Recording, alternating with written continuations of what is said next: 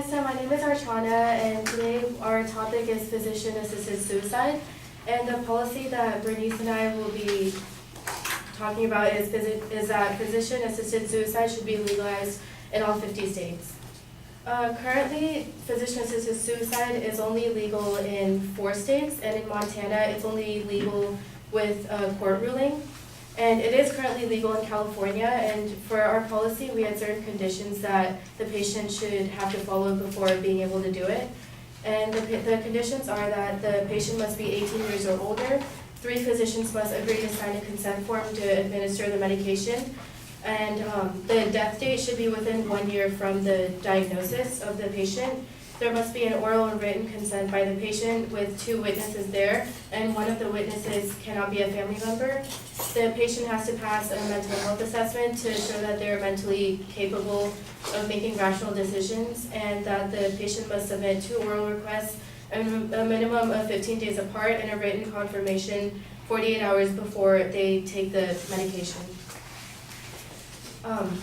So I'll start with a short story. There was a woman named Elizabeth Wallner who was a mother to a 16-year-old child, and she was diagnosed with stage 4 of colon cancer, and she was undergoing chemo for a very long time, and the chemotherapy made her violently sick to her stomach, and so anytime she would be offered the morphine, she would always be in a lot of pain, and she would always be throwing up. And there was this one day where she was at home, and she was violently throwing up into the toilet, and her 16-year-old son was on the bathroom floor next to her, and there was nothing he could do about it. And she said that she recalls that, "I just remember the look of absolute anguish on his face," recalled Wallner, a single mom. "I knew that I would never ever put him through that again. The moment is seared into my mind." And there are a lot of people who say that physician-assisted suicide shouldn't be legalized because they believe that it's the easy way out for people, or that doctors shouldn't have the power to kill people when they take an oath that they're going to save people no matter what happens. And the Hippocratic Oath taken by those graduating med school, it's an oath that every MD has to take, but it has been revised many times in the past years. And it was prohibited against euthanasia along with abortion surgery, which abortion surgery at this day and age is very commonly practiced. Abortion isn't commonly practiced, but it's accepted in society. And their oath, originally penned between 460 and 380 BC, has since then been revised many times. And so one of the first states to legalize physician-assisted suicide was Oregon, and they passed the law on October 27, 1997. And it's still a very recent law, but compared to California, which legalized it in 2016, Oregon has had a couple more years to figure out if it's actually widely accepted as they thought it was. And in Oregon, in California, it's called the Death with Dignity Act, which is the same thing that it's called in Oregon. And it's widely acclaimed as successful, and independent studies have proved that the conditions that the patients have to fall under before taking it has protected them.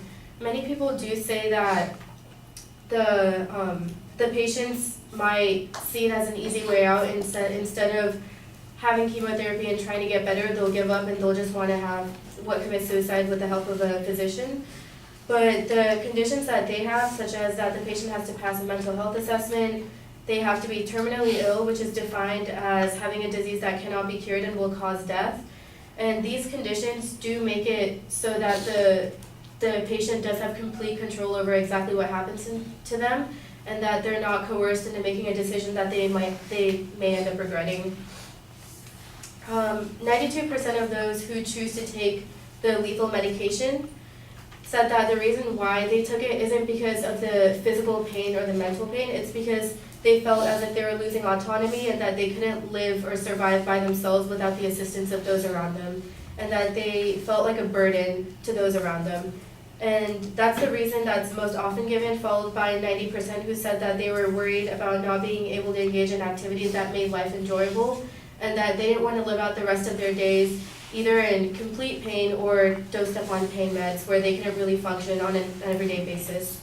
And that's according to the LA Times, where they conducted studies on these people who were in states where physician-assisted suicide was legal, and so they do have accurate data from the past 20 years, since 1997. And without physician assistance, they're still going to commit suicide, because suicide isn't something that you just wake up one day and you decide to commit it. It is something that you think about for a long time, and that without physician assistance, they will still commit suicide, just in brutal ways that are going to cause a lot of pain to not only themselves but to those around them.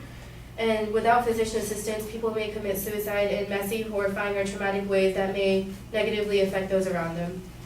And the main difference between this and euthanasia is that in assisted suicide, the patient is in complete control over the medication that's being given to them, whereas in euthanasia, it's the doctor who is giving them the medicine or giving them the lethal dosage. But in assisted suicide, the doctor gives the patient the medicine, and the patient gets to decide exactly when and where they do it. And in the Netherlands, assisted suicide has been legal for a very long time, and around 88% of the people there would prefer to die in their own home or in a similar, elderly home, as opposed to the 10% who would rather be in a hospice. And although in hospice you're allowed to live the rest of your days without pain, the majority of the people do still choose the assisted suicide because they want to have complete control over their destiny.